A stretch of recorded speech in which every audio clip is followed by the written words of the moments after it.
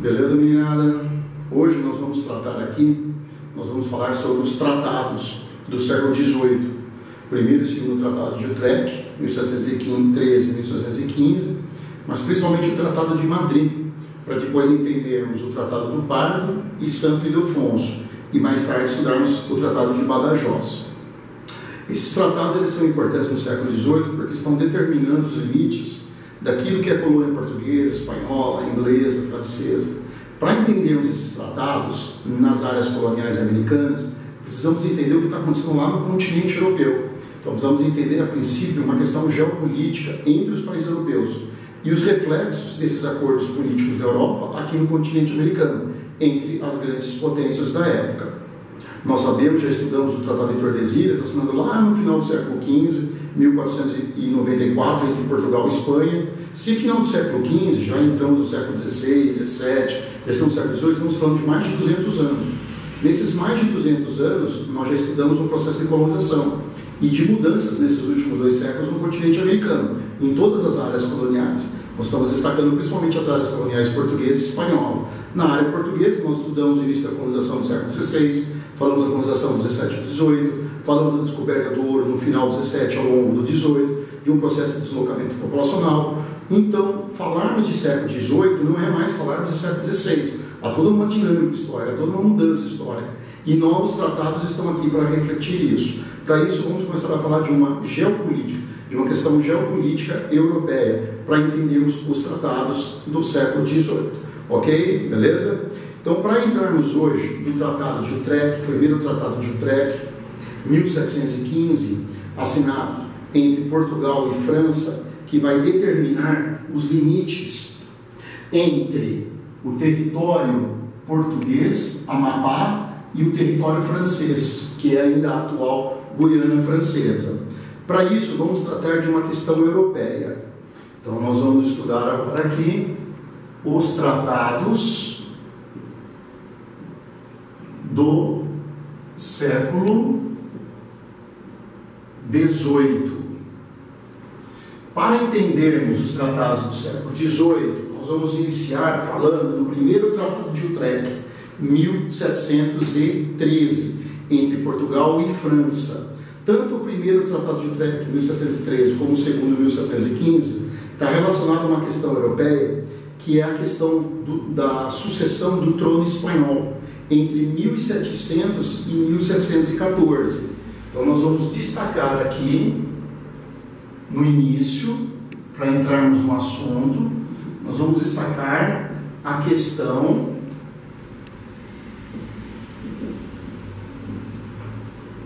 da sucessão do trono espanhol. Nós vamos tratar, a princípio, como um antecedente importante para esses tratados, a questão da sucessão do trono espanhol a partir de 1700, finalzinho do século XVIII, finalzinho do século XVII, entrando no século XVIII, 1701, até 1714.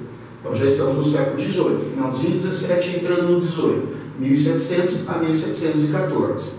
Para isso, eu vou explicar rapidamente a principal questão que envolve esse problema e vamos falar do seu final, dos tratados e dos acordos que foram feitos. Então é o seguinte: na Espanha abre uma questão de sucessão.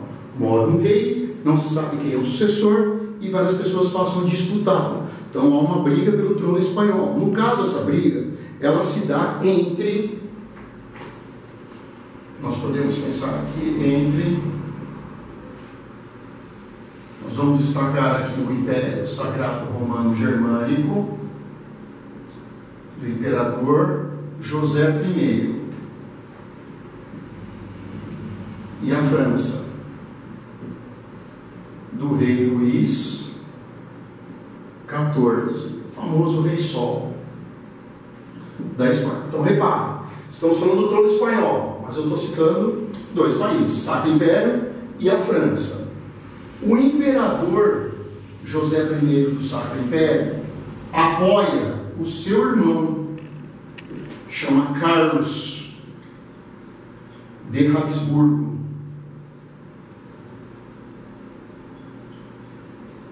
Chama Carlos de Habsburgo. O imperador do Sacro Império apoia o seu irmão, Carlos de Habsburgo. Ele é irmão do José, imperador do Sacro Império. Já a França, do Luís XIV, apoia o seu neto, dá apoio a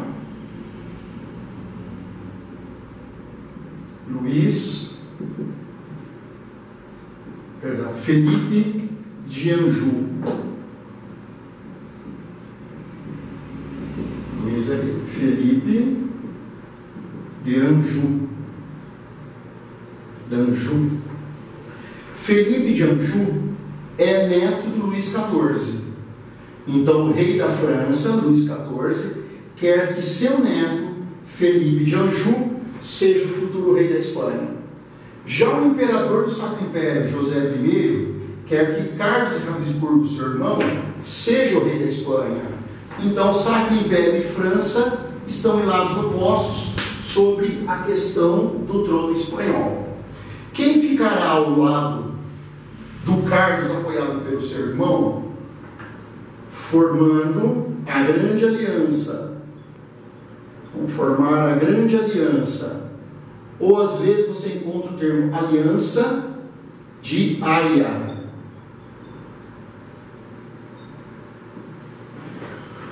Às vezes você encontra o termo Aliança de Haia ou a Grande Aliança.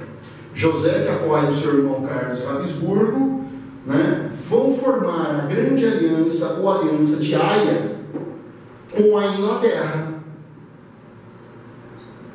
Por que a Inglaterra ela apoia, portanto, também Carlos? Porque a Inglaterra não quer o neto do Luís XIV, do rei da França, rei da Espanha. Qual é o problema?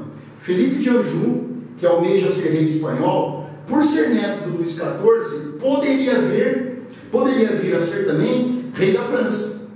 Ou seja, se ele, Felipe de Anjou, virar rei da Espanha e mais tarde virar também rei da França com a morte do seu avô, corre o risco desta família, na família Bourbon do Luís, se tornar uma das mais poderosas, e já é poderosa, uma das mais poderosas famílias dinásticas do continente europeu.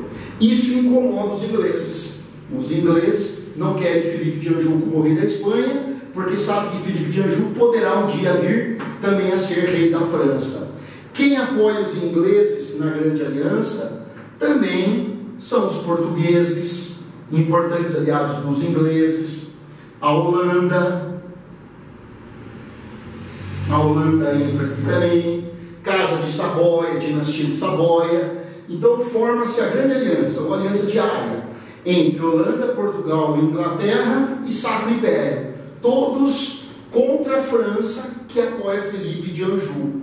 Nenhum desses querem Felipe de Anjou como rei da Espanha, porque provavelmente será também um dia rei da França. Está se iniciando a questão da sucessão do trono espanhol entre 1700 e 1714. O que aconteceu no ano de 1711 que faz com que dê uma reviravolta geral agora aqui? Acontece um fato, este fato é importante para explicar os desdobramentos que teremos na sequência. Em 1711 morre José I. Quem sucede José I como imperador do Sacro Império é o seu irmão Carlos. Aí, ingleses, portugueses e holandeses se incomodam com o fato de Carlos, a partir de 1711, ter se tornado imperador do Sacro Império, também vir um dia ser rei da Espanha. Isso faz com que a Grande Aliança ela seja desfeita. Então essa Grande Aliança ela está entre 1700 e 1711. Entre 1700 e 1711 temos a Grande Aliança entre Holanda, Portugal, Inglaterra e o Sacro Império, contra os franceses, contra a possibilidade do Felipe de Anjou virar rei da Espanha e talvez mais tarde rei da França. O problema é que em 1711 morre José primeiro. Quem assume é o seu irmão Carlos. E ele, Carlos, imperador do Sacro Império, com a possibilidade de ser rei da Espanha. Quem não quer isso? Os seus aliados, ingleses, portugueses e holandeses. Então a grande aliança ela é desfeita a partir de 1711. E uma vez sendo desfeita, o que ingleses, holandeses e portugueses passam a fazer? Passam a negociar com Felipe de Anjou. Passam a negociar com ele o fato deles reconhecerem Felipe de Anjou como rei da Espanha. Desde que Felipe de Anjou, agora com o apoio dos seus ex-inimigos, se torne rei da Espanha, mas abdique de qualquer possibilidade de ser rei da França. Então nós o apoiamos como rei da Espanha, você inicia o seu reinado como rei da Espanha, mas quando o seu avô Luís XIV morrer, você abdica da possibilidade de ser rei da França. Então você será apenas rei da Espanha. Felipe aceita o acordo feito com a pressão de ingleses, portugueses e holandeses e passa a fazer acordo com esses três. Então, a partir desse momento, o Sacro Império perde importantes aliados. É isso que explica por que Felipe de Anjou, a partir de 1714, ele é reconhecido pelas demais potências europeias como o novo rei da Espanha, mas com a obrigação de posteriormente abdicar a possibilidade de vir a ser rei da França. Com isso a Inglaterra consegue defender os seus interesses. Poderíamos aprofundar aqui a questão da Inglaterra, que é a grande vencedora dessa disputa, porque a Inglaterra, a partir desses acordos, 1714, 1715, a Inglaterra é definitivamente a grande potência da Europa Ocidental. Consegue ampliar os seus domínios na Europa, no mar Mediterrâneo, inclusive no Novo Mundo, no continente americano, fazendo acordos, inclusive com os franceses. Mas o nosso assunto aqui não é a Inglaterra, o nosso assunto aqui é Portugal. Então é aqui que nós vamos destacar o primeiro Tratado de Utrecht. Qual será o primeiro Tratado de Utrecht? Portugal, que fazia parte da Grande Aliança, reconhece Felipe de Anjou como rei da França, como rei da Espanha, e passa a fazer negociações, inclusive, com o rei da França. Que acordo é esse? É o primeiro Tratado de Utrecht. Na sequência, Portugal faz acordos com a Espanha, que é o segundo Tratado de Utrecht. E mais tarde explicamos para vocês o Tratado de Madrid. Combinado? Então falamos aqui da questão do trono espanhol, que era sonhado por Felipe de Anjou e Carlos de Habsburgo. Temos a formação da Grande Aliança, só que quando José morre, Carlos se torna imperador do Sacro Império e perde o apoio de seus aliados. Aliados esses que fazem um acordo com Felipe de Anjou, o reconhecendo como rei da Espanha, mas o obrigando a abdicar futuramente a possibilidade de ser rei da França. E esses países passam a fazer acordos, não só com a Espanha, mas também com a própria França. É aí que nós destacaremos o primeiro e o segundo Tratado de Utrecht. Então vamos lá. O que foi? Então vamos estudar aqui os tratados do século XVIII. O que foi o primeiro Tratado de Utrecht?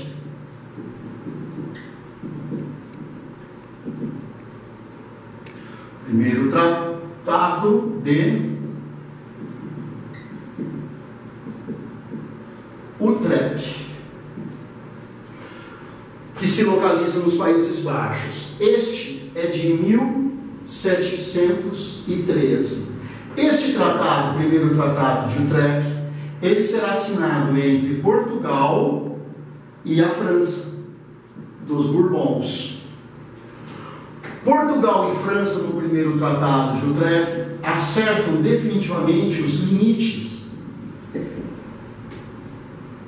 coloniais entre Portugal, colônias portuguesas na América, portanto Brasil, e a colônia francesa.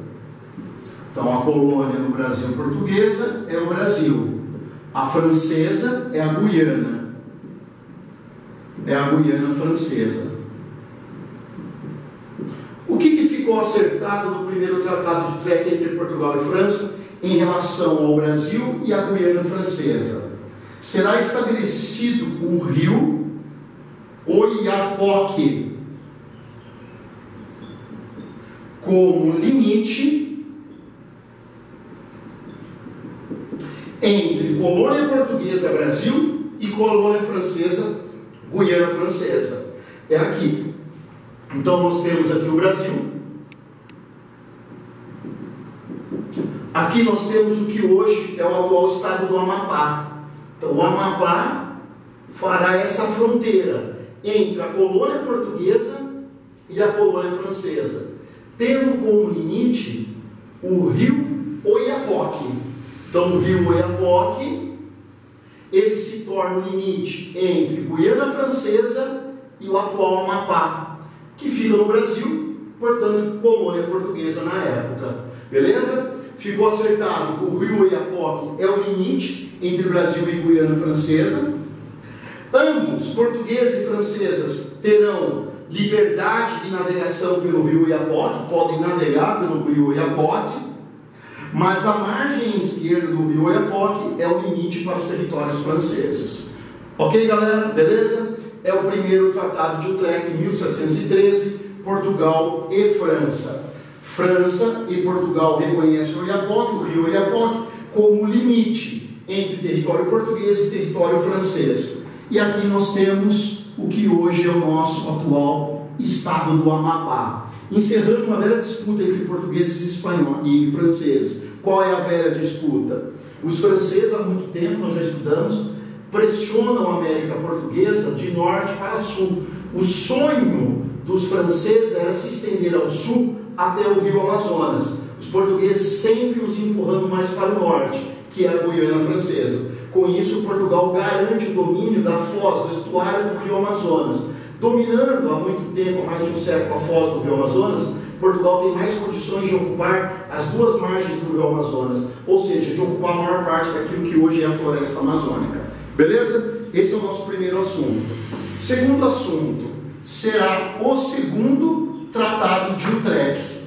Só que o segundo Tratado de Utrecht foi assinado entre Portugal e não a França, mas a Espanha.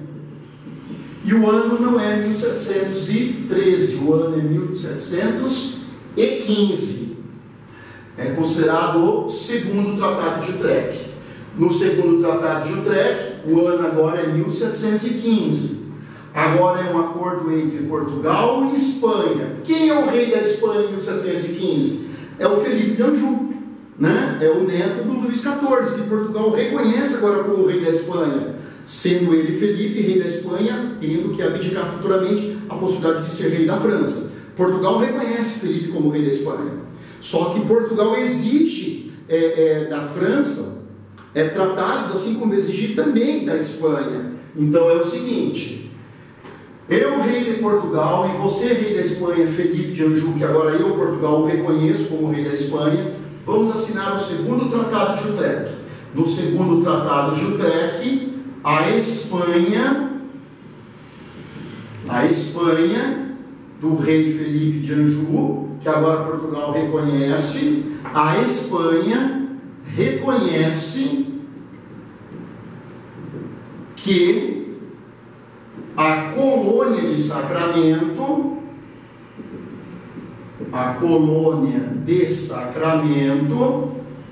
nós vamos estudá-la agora, fundada pelos portugueses no século anterior, 1678, a colônia de Sacramento, fundada pelos portugueses em 1678, então lá no século XVII, como sendo de Portugal. Nós vamos explicar isso agora para vocês.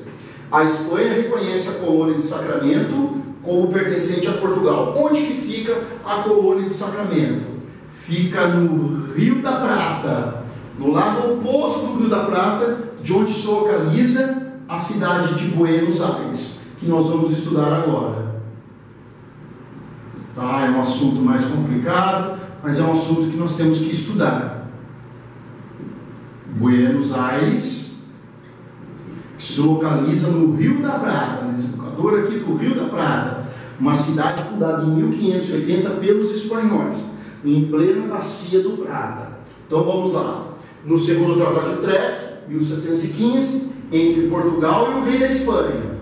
O rei da Espanha, Felipe de Anjou, reconhece que a colônia de Sacramento que foi fundada pelos portugueses, lá no ano de 1678, um importante entreposto português no Rio da Prata, mas que incomoda os espanhóis. Então os espanhóis vão lá e tomam o Sacramento de Portugal. Então nós vamos estudar isso agora. Portugal funda Sacramento em 1678, a Espanha se incomoda com a presença portuguesa no Rio da Prata e toma Sacramento dos portugueses. Ou seja, há uma tensão militar entre portugueses e espanhóis. No segundo Tratado de Utrecht, em 1715, o rei da Espanha, Felipe de Anjou, reconhece que Sacramento pertence a Portugal, ou seja, devolve Sacramento aos portugueses. Mas nós temos que estudar agora e aprofundar um pouquinho o que é a colônia de Sacramento que tanto interessa a Portugal no Rio da Prata. Quando foi fundado, por que foi fundado e quais problemas isso vai causar nos tratados futuros que estudaremos, que é o Tratado de Madrid, Pardo e Ildefonso e mais tarde Badajoz. Bacana?